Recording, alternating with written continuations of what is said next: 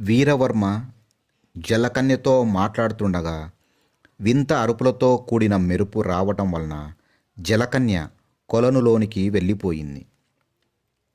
కొండజాతి వారి చేతుల్లో వీరవర్మ బందీ అవుతాడు. అక్కడ విజయుడు కలుస్తాడు. ఇద్దరు తెలివిగా కొండజాతి వారి నుండి బయటపడతారు. విజయుడు తన కథ చెబుతుండగా వింత అరుపులతో కూడిన మెరుపు వస్తుంది. వీరవర్మ విజయుడు ఎక్కే చెట్టు కదలడం ప్రారంభించింది. ఆందోళనలతో చూడసాగారు. పరిస్థితి విషమించిపోయింది. చెట్టు ఎగురుకుంటూ గాలిలో విహరించసాగింది. ఊహాతీతంగా ఉన్న ఆ సంఘటన ఇద్దరిలో ఆశ్చర్యాన్ని ఆందోళన కలగచేసింది. మిత్రమా, గాలిలో చెట్టు ఎగరమేమిటి? ఇదేదో మంత్రశక్తిలా ఉంది. చెట్టును గట్టిగా పట్టుకుంటూ అడిగాడు విజయుడు. నిజమే, ఇది మంత్రశక్తిలానే ఉంది. దీన్ని అంతం చూసి ప్రాణాలను రక్షించుకోవాలన్నాడు వీరవర్మ. నన్నే అంతం చేయాలనుకుంటున్నారా? భలే నవ్వొస్తుంది. నా ఆహారం నిమిత్తం మిమ్మల్ని నా గృహానికి తీసుకువెళ్తున్నాను. నరమాంసం తిని చాలా రోజులైంది.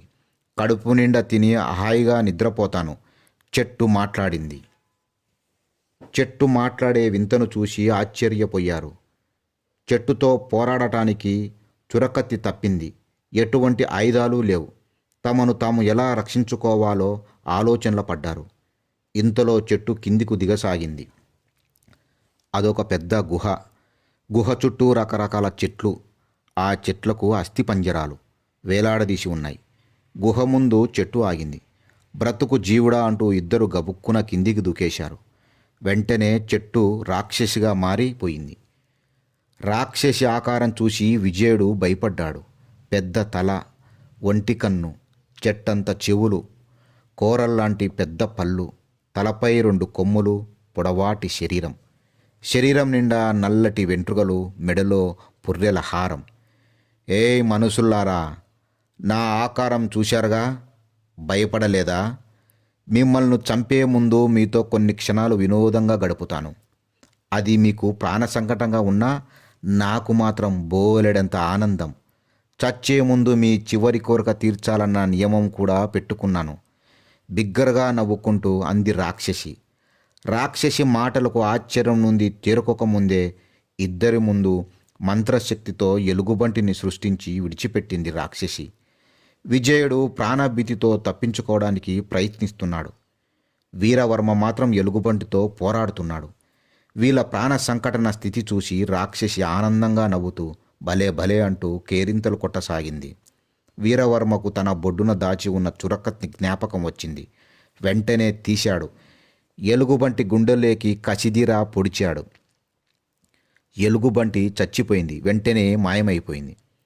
ఎలుగుబంటినైతే చంపారు కానీ పులిని విడిచిపెడితే ఏం చేస్తారు? ప్రశ్నించింది రాక్షసి. చంపాలనుకుంటే మమ్మల్ని చంపేయి, ఇలా బాధ పెట్టకు, ప్రాధేయపడుతూ అడిగాడు విజయుడు. నా పద్ధతే అంత, బిగ్గరగా అంది రాక్షసి. ఇంతలో వింత అరుపులతో మెరుపు అటువైపు రాసాగింది. రాక్షసి దానిని చూసింది.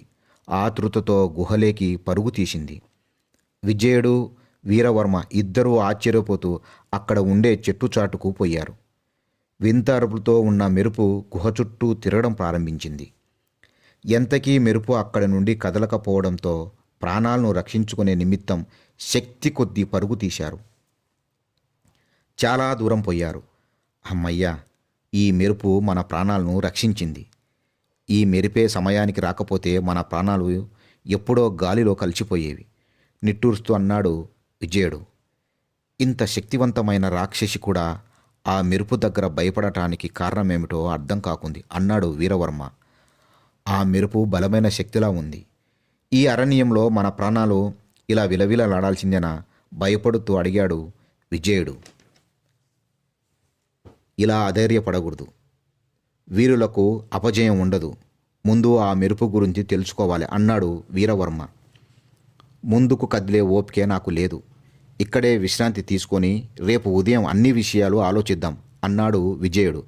అయితే చెట్లు ఎక్కి విశ్రాంతి తీసుకుందామా? నవ్వుకుంటూ అడిగాడు వీరవర్మ. అమ్మో, చెట్లెక్కడమ్మా? మరలా గాల్లోకి ప్రయాణం చేసే ప్రాణాల మీద తెచ్చుకోవాలన్న కోరిక ఏమైనా ఉంటే ఆ పని నువ్వు చెయ్యి. నేనైతే కిందనే కొనుక్కు తీస్తాను. భయపడుతూ అన్నాడు విజయుడు. సరదాగా అంటున్నాను, ఇంకొంచెం ముందుకు వెళ్ళి సురక్షితమైన ప్రాంతంలో విశ్రాంతి తీసుకుందాం అన్నాడు వీరవర్మ. విజయుడు ఉసురుమంటూ అడుగులు వేస్తున్నాడు. ఇంతలో బాధతో మూలుగుతున్న శబ్దం చీకటిలో వినిపించసాగింది. శబ్దం వస్తున్న వైపు నడిచారు. ఆ చీకటిలో కాళ్లకు ఏదో మెత్తగా తగిలింది. ఇద్దరు చీకటిలో పరిశీలించి చూశారు. మనిషి అని గుర్తుపట్టసాగారు. ఇద్దరు ఆ మనిషిని చేతులతో ఎత్తుకొని వెన్నెల పడే వైపు తీసుకుపోయారు.